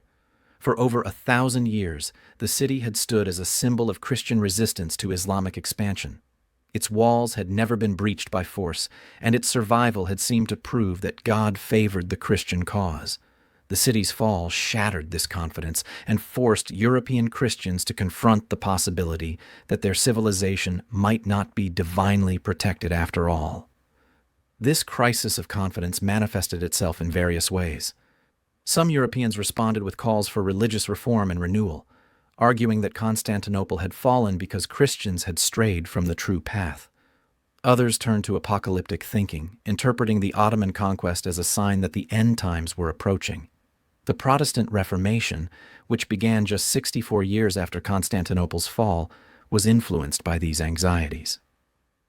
Martin Luther and other reformers argued that the corruption of the Catholic Church had weakened Christendom and made it vulnerable to Islamic conquest. The need to purify Christianity in the face of the Ottoman threat became one of the rallying cries of the Protestant movement. At the same time, the fall of Constantinople contributed to a growing sense of European identity that transcended national and religious boundaries. The threat posed by Ottoman expansion encouraged Christian rulers to think of themselves as part of a common civilization that needed to be defended against external enemies. This sense of shared identity would prove crucial to the development of the modern European state system. The economic consequences of the Ottoman conquest extended far beyond the immediate disruption of trade routes. The shift in commercial patterns that followed Constantinople's fall contributed to the rise of Atlantic Europe at the expense of the Mediterranean world. Cities like Lisbon, Seville, Amsterdam, and London began to eclipse Venice, Genoa, and Constantinople as centers of international commerce. This geographic shift in economic power had profound implications for the development of capitalism and the modern world economy. The wealth generated by Atlantic trade routes funded the military and technological innovations that would give European powers a decisive advantage in their later encounters with non-European civilizations. The fall of Constantinople also marked the beginning of a new phase in the relationship between Christianity and Islam. The Ottoman Empire's expansion into Europe brought large numbers of Christians under Muslim rule for the first time since the early centuries of Islamic expansion.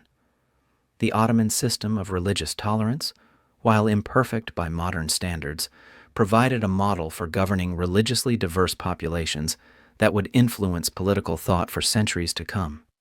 As the immediate shock of Constantinople's fall began to fade, Europeans gradually came to terms with the new reality of Ottoman power. Diplomatic relations were established, trade resumed, and a complex pattern of cooperation and conflict emerged that would characterize European-Ottoman relations for the next 4 centuries. But the memory of May 29, 1453, never entirely faded. The fall of Constantinople remained a powerful symbol in European consciousness, representing both the end of an era and the beginning of a new and uncertain age. It was the day the Middle Ages died, and the modern world was born, and its echoes would resonate through the centuries that followed. In the immediate aftermath of Constantinople's fall, the fate of the city's surviving population became a matter of urgent concern for both the conquerors and the conquered. The Ottoman victory had been swift and decisive, but it had also been brutal, and thousands of the city's inhabitants now faced an uncertain future under their new Muslim rulers. Sultan Mehmed, despite his youth, showed remarkable political wisdom in his treatment of the conquered population. Rather than pursuing a policy of wholesale persecution or forced conversion, he chose a more pragmatic approach that would serve as a model for Ottoman rule throughout the empire's long history. The Sultan's first priority was to restore order and prevent the complete depopulation of his new capital. Many of Constantinople's inhabitants had fled during the siege or in its immediate aftermath, and those who remained were traumatized by the violence they had witnessed. Mehmed understood that a city without people was worthless, regardless of its strategic importance. To address this problem, the Sultan issued a series of proclamations guaranteeing the safety and property rights of those who chose to remain in the city. Christians and Jews were promised the right to practice their religions freely, subject to certain restrictions and the payment of special taxes.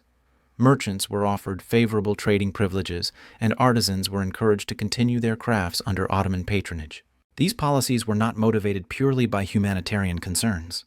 Mehmed recognized that the diverse population of Constantinople, Greeks, Armenians, Jews, Italians, and others, possessed skills and knowledge that would be valuable to his empire.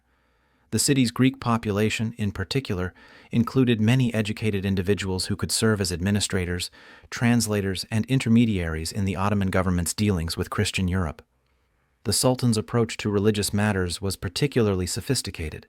Rather than attempting to destroy the Orthodox Church, he chose to co-opt it by appointing a new Patriarch of Constantinople who would serve as the leader of all Orthodox Christians within the Ottoman Empire.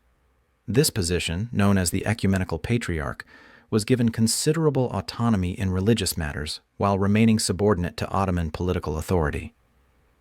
The first person to hold this position under Ottoman rule was Gennadios Scholarios, a scholar and theologian who had been one of the most prominent opponents of union with the Roman Catholic Church during the final years of the Byzantine Empire. Mehmed's choice of Gennadios was shrewd. By appointing someone who was known for his opposition to the West, the Sultan demonstrated that Orthodox Christians could maintain their religious identity under Ottoman rule. This system of religious autonomy, known as the millet system, would become one of the defining characteristics of Ottoman governance. Each religious community was allowed to govern itself according to its own laws and customs, while remaining loyal to the Ottoman state. It was a pragmatic solution to the challenge of ruling a religiously diverse empire, and it proved remarkably durable over the centuries. But not all of Constantinople's former inhabitants were willing to accept Ottoman rule, regardless of the guarantees they were offered. Many of the city's most prominent families chose exile over submission, fleeing to Venice, Genoa, and other parts of Western Europe, where they could maintain their Christian faith and their connections to the Byzantine past. Among these refugees were members of the Palaiologos family, the dynasty that had ruled the Byzantine Empire for its final 2 centuries. Although Constantine XI had died defending his city, he had brothers and other relatives who survived the conquest. These individuals became the focus of various schemes to restore Byzantine rule, though none of these efforts ever came close to success. The most prominent of these claimants was Thomas Palaiologos, Constantine's brother, who had been ruling the Morea, the Peloponnese, at the time of Constantinople's fall. Thomas initially attempted to continue resistance from his stronghold in southern Greece, but he was quickly overwhelmed by Ottoman forces and forced to flee to Italy with his family. In Rome, Thomas was received with honor by Pope Nicholas V, who saw him as a symbol of Christian resistance to Ottoman expansion. The Pope provided the exiled despot with a pension and encouraged him to maintain his claims to the Byzantine throne.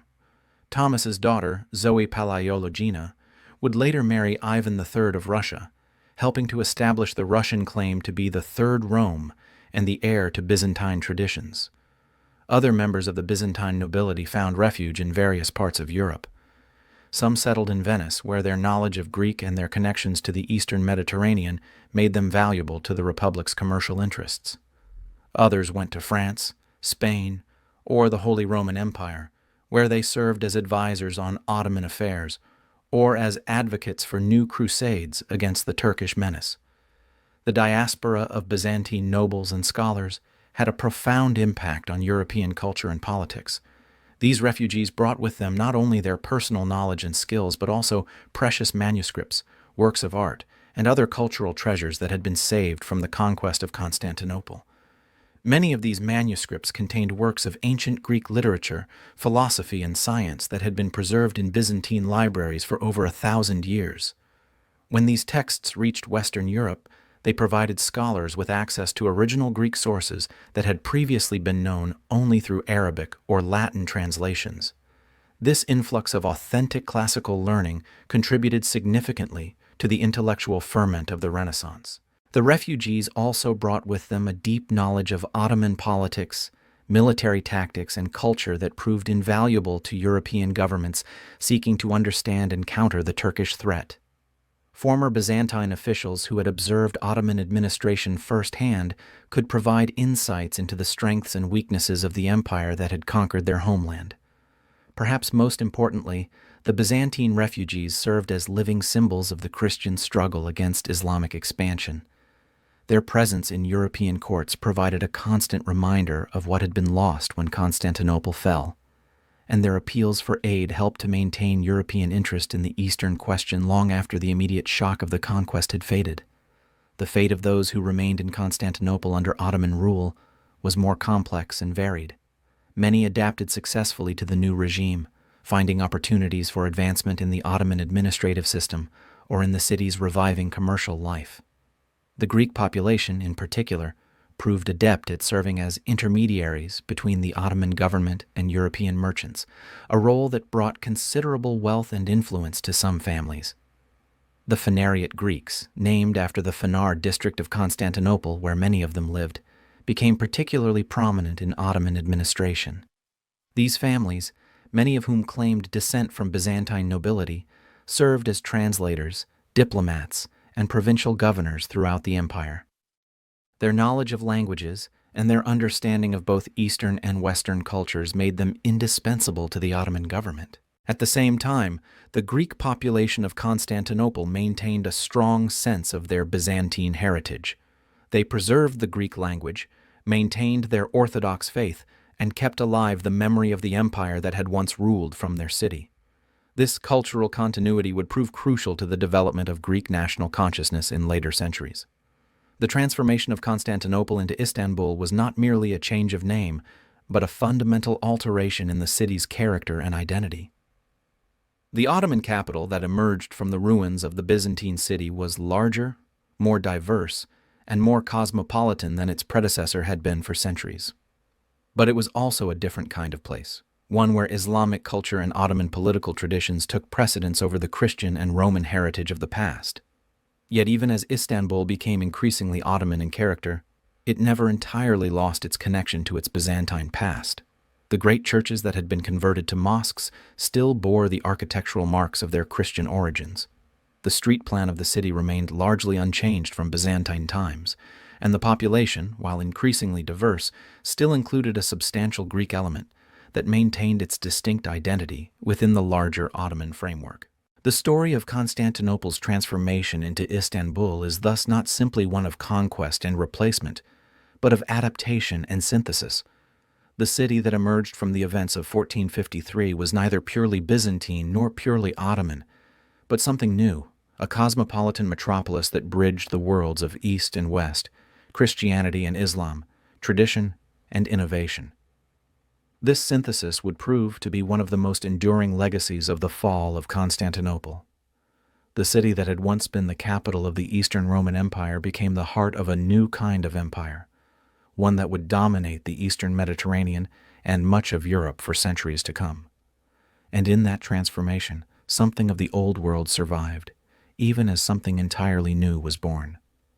As the dust settled over the conquered city, and the immediate chaos of victory gave way to the longer process of consolidation, it became clear that the fall of Constantinople represented far more than just another medieval conquest.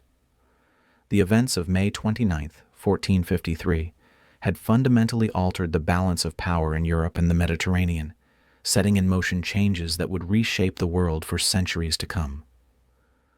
The most immediate and visible change was the transformation of the Ottoman Empire itself. Mehmed's conquest of Constantinople elevated him from a regional ruler to a figure of world historical importance. The young sultan who had dreamed of taking the unconquerable city now found himself master of an empire that stretched from the Danube to the Euphrates, from the Black Sea to the Mediterranean. But more than territorial expansion, the conquest of Constantinople gave the Ottoman Empire a new sense of legitimacy and destiny. By capturing the city that had been the capital of the Eastern Roman Empire, Mehmed could claim to be the heir to the Caesars, the rightful ruler of the Roman world. This claim would become a central element of Ottoman imperial ideology for centuries to come. The Sultan wasted no time in capitalizing on his victory. Within months of the conquest, he was planning new campaigns that would carry Ottoman power deeper into Europe. Hungary, Venice, and even Italy itself were now within reach of Ottoman armies. The balance of power that had defined medieval Europe was crumbling, and a new order was emerging in its place. The psychological impact of Constantinople's fall extended far beyond the immediate military and political consequences. For over 1,000 years, the city had stood as a symbol of Christian resistance to Islamic expansion. Its walls had never been breached by force, and its survival had seemed to prove that God favored the Christian cause. The city's fall shattered this confidence and forced European Christians to confront the possibility that their civilization might not be divinely protected after all. This crisis of confidence manifested itself in various ways throughout European society. Some responded with calls for religious reform and renewal, arguing that Constantinople had fallen because Christians had strayed from the true path. Others turned to apocalyptic thinking, interpreting the Ottoman conquest as a sign that the end times were approaching. The impact on European military thinking was equally profound. The success of Ottoman artillery in breaching Constantinople's legendary walls demonstrated that traditional medieval fortifications were obsolete. European military engineers began developing new defensive systems, the Trace Italienne or Star Fort design, that could better withstand cannon fire. At the same time, European armies began adopting firearms and artillery on a much larger scale, recognizing that traditional medieval warfare was inadequate against disciplined Ottoman forces. The economic consequences of the Ottoman conquest were felt throughout Europe and beyond. The disruption of traditional trade routes through Constantinople provided a powerful incentive for European explorers to seek alternative paths to the riches of Asia. The Portuguese redoubled their efforts to find a sea route to India around Africa, while the Spanish sponsored Columbus's attempt to reach Asia by sailing west across the Atlantic. The connection between the fall of Constantinople and the Age of Exploration is not merely coincidental. The need to bypass Ottoman-controlled trade routes provided both the motivation and the financial backing for expeditions that would ultimately lead to the European discovery and colonization of the Americas. In this sense, the fall of Constantinople was one of the crucial factors that launched the age of European global expansion. The cultural impact of the conquest was equally far-reaching. The exodus of Greek scholars from the conquered city brought a treasure trove of classical learning to Western Europe, just as the Renaissance was reaching its peak. These refugees carried with them not only precious manuscripts, but also the linguistic and scholarly skills needed to translate and interpret ancient Greek texts. Universities throughout Western Europe welcomed these Byzantine scholars and their libraries.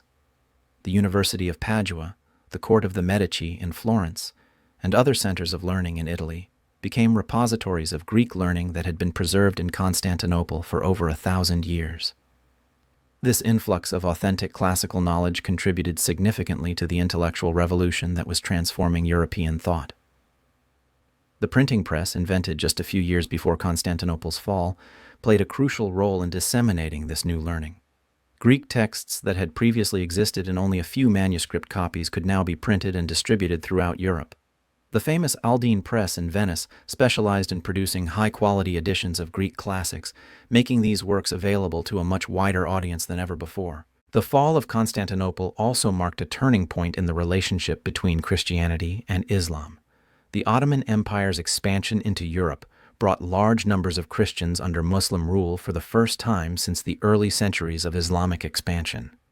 The Ottoman system of religious tolerance, while imperfect by modern standards, provided a model for governing religiously diverse populations that would influence political thought for centuries to come. At the same time, the Ottoman conquest contributed to a growing sense of European identity that transcended national and religious boundaries. The threat posed by Ottoman expansion encouraged Christian rulers to think of themselves as part of a common civilization that needed to be defended against external enemies.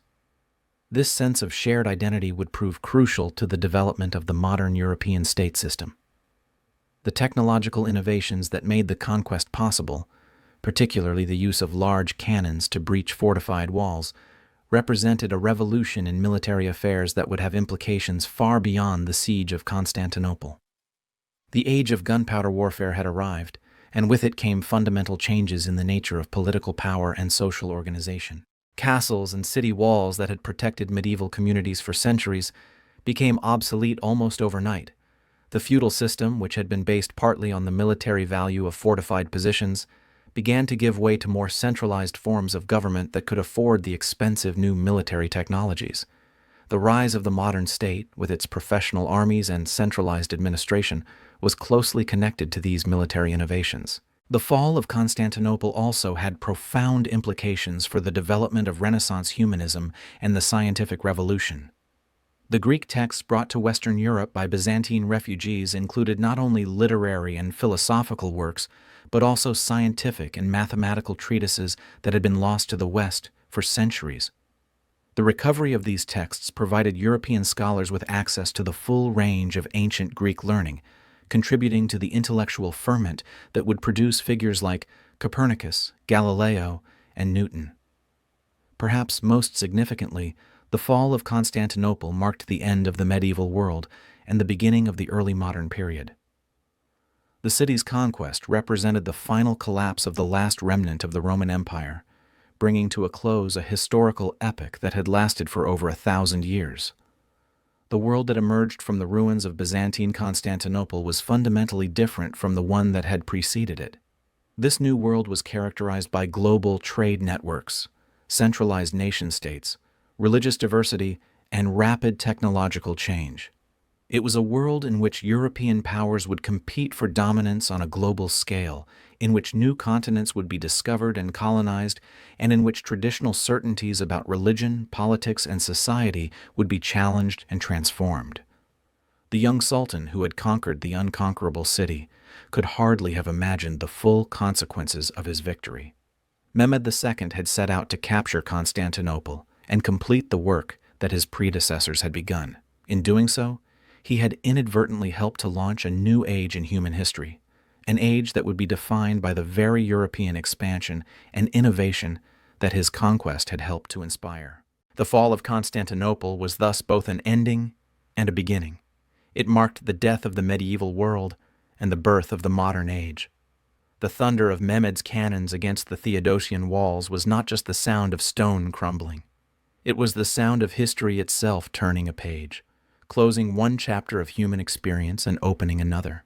The day the Middle Ages died was also the day the modern world was born, and the echoes of that transformation continue to resonate through our world today. More than 500 years have passed since the walls of Constantinople finally fell to Mehmed's cannons, but the echoes of that momentous day continue to reverberate through our modern world. The city that once stood as the last bastion of the Roman Empire, the bridge between East and West, the guardian of Christian Europe's eastern frontier, has become something entirely different, yet in many ways it remains what it has always been, one of the world's great crossroads. Istanbul today is a metropolis of over 15 million people, one of the largest cities on earth. Its skyline is dominated not by the dome of the Hagia Sophia alone, but by hundreds of minarets reaching toward the sky, by modern skyscrapers that dwarf even the greatest monuments of the past, by bridges that span the Bosphorus and unite Europe with Asia in ways that the Byzantine emperors could never have imagined.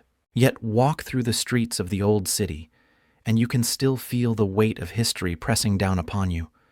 The Theodosian walls still stand, though they no longer defend anything more than memories. The Hagia Sophia still dominates the skyline, though it has been transformed from church to mosque to museum and back to mosque again, each transformation reflecting the changing tides of history. The Golden Horn still glitters in the morning sun, though it now carries container ships and pleasure craft rather than the war galleys of emperors and sultans. The Grand Bazaar still echoes with the voices of merchants hawking their wares, though they now sell souvenirs to tourists rather than silk and spices to the traders of 3 continents. In many ways, modern Istanbul embodies the synthesis that Mehmed II envisioned when he conquered Constantinople. It is a city where East meets West, where Europe encounters Asia, where the traditions of multiple civilizations blend and compete and coexist. It is neither purely Turkish nor purely cosmopolitan, neither entirely modern nor completely traditional, but something uniquely its own. The fall of Constantinople changed the world in ways that its contemporaries could never have fully understood. The refugees who fled the conquered city carried with them the seeds of the Renaissance, helping to spread Greek learning throughout Western Europe and contributing to the intellectual revolution that would transform human understanding of the natural world. The disruption of traditional trade routes forced European explorers to seek new paths to the riches of Asia, leading directly to the voyages of discovery that would bring Europeans to the Americas and launch the age of global exploration and colonization. The military innovations that made the conquest possible, particularly the use of artillery to breach fortified walls, revolutionized warfare and contributed to the rise of the modern centralized state. The Ottoman Empire that emerged from Mehmed's victory would dominate the eastern Mediterranean and much of Europe for over 4 centuries, creating a unique synthesis of Islamic, Turkish, and Byzantine traditions that influenced everything from architecture to cuisine to administrative practices. The millet system of religious autonomy that the Ottomans developed to govern their diverse subjects provided a model for religious tolerance that was far ahead of its time. But perhaps the most profound impact of Constantinople's fall was psychological and cultural. The conquest shattered the medieval worldview that had dominated European thinking for over 1,000 years. The city that had seemed divinely protected, the walls that had never been breached, the empire that had claimed to be eternal, all had fallen to the cannons of a 21-year-old Muslim sultan. This crisis of confidence forced Europeans to question their assumptions about divine favor, cultural superiority, and historical destiny. It contributed to the religious upheavals of the Reformation, the intellectual ferment of the Renaissance, and the aggressive expansion that would carry European power to every corner of the globe. The story of Constantinople's fall is ultimately a story about the nature of historical change itself. It reminds us that no empire, no matter how powerful or long-lasting, is truly eternal. It shows us how a single event, the breach of a city wall, the death of an emperor, the triumph of new technology over old traditions, can reshape the entire course of human history. Constantine XI, the last Byzantine emperor, died believing that he was defending not just a city, but a civilization, a way of life that had endured for over 1,000 years. In one sense, he failed. The empire he died to protect vanished forever on May 29th, 1453. But in another sense, he succeeded beyond his wildest dreams, for his heroic last stand ensured that the memory of Byzantium would never die. Mehmed II achieved his goal of conquering the unconquerable city, but he also set in motion forces that would ultimately challenge and transform the very empire he had worked so hard to build. The Europe that emerged from the shock of Constantinople's fall would prove to be more dynamic, more innovative, and ultimately more powerful than the medieval Christendom that the Ottomans had defeated. The fall of Constantinople teaches us that history is not a straight line, but a complex web of cause and effect, where victory and defeat, triumph and tragedy, ending and beginning are often indistinguishable from one another. The day the Middle Ages died was also the day the modern world was born, and in that paradox lies one of the great truths about the human experience. Today, as we face our own challenges of globalization, cultural conflict, and technological change, the story of Constantinople's fall remains remarkably relevant. It reminds us that civilizations rise and fall, that no achievement is permanent, and that the forces of change are always at work beneath the surface of apparent stability. But it also reminds us of the power of human courage and determination in the face of impossible odds. Constantine XI, standing on the walls of his doomed city with his sword in his hand and his empire crumbling around him, represents something eternal in the human spirit: the refusal to surrender in the face of overwhelming force, the determination to fight for what we believe in even when victory seems impossible. The walls of Constantinople may have fallen, but the spirit they represented, the idea that some things are worth defending to the death, lives on. In that sense, the last Roman emperor achieved a kind of immortality that no conqueror could ever take away. The thunder of Mehmed's cannons has long since faded into silence, but the echoes of that distant May morning continue to shape our world. The fall of Constantinople was not just the end of an empire or the death of an age. It was a reminder that history is always in motion, that change is the only constant, and that the future belongs to those who have the courage to embrace it. In the end, perhaps that is the greatest lesson of Constantinople's fall, that endings are also beginnings, that death gives birth to new life, and that even the mightiest walls cannot hold back the tide of history forever. The queen of cities fell, but from its ashes rose a new world, our world, with all its possibilities and perils, its triumphs and tragedies, its endless capacity for both creation and destruction. The day the Middle Ages died was the day we began to become who we are today. And in that transformation, both terrible and wonderful, lies the true meaning of that distant thunder that echoed across the Bosphorus on a spring morning over 5 centuries ago. And so ends our journey through one of history's most pivotal moments, the fall of Constantinople and the death of the medieval world. From the desperate courage of Constantine XI to the ambitious vision of Mehmed II, from the thunder of cannons against ancient walls to the birth of a new age from the ashes of the old, we've witnessed the end of one chapter of human history and the beginning of another. The city that fell on May 29, 1453, was more than just another medieval fortress. It was the last living link to the glory of Rome, the final guardian of 1,000 years of Christian Byzantine civilization, the bridge between two worlds that would never again be the same. Thank you for joining me on this epic journey through one of history's most dramatic and consequential events. If you enjoyed this exploration of Constantinople's final hours and their lasting impact on our world, please consider subscribing for more deep dives into the moments that shaped human civilization. Until next time, remember that history is not just about the past, it's about understanding how we became who we are today. The thunder of those Ottoman cannons still echoes through our modern world, reminding us that change is the only constant and that even the mightiest empires must eventually yield to the inexorable march of time. The Middle Ages died on a spring morning in Constantinople, but from that death was born the world we know today. With all its wonders and terrors, its possibilities and perils, its endless capacity for both creation and destruction.